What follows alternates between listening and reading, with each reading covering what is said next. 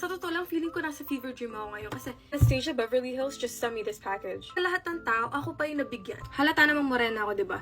Pero sa For You page ko, wala masyadong nakikitang morena. So, pag naghahanap ako ng mga lipstick doon, nahihirapan ako. Totoo ang color theory kasi sa ibang taong ganda ng shade pero pagpunta sa akin, medyo iffy ang itsura. Here are the 5 shades out of the collection that I think are perfect for our skin tone. Ang unay Tan Rose, dinedescribe nila to as a neutral rosy pink. I just know, ito na yung magiging paborito ko. Cause look at that! The next pink shade is Dusty Rose. At dinedescribe naman nila nito na rosy lilac. Comparing to Tan Rose, this is a much darker shade. So kung bet nyo yung mga darker pinks, ito na yon. The last pink I have is Coral.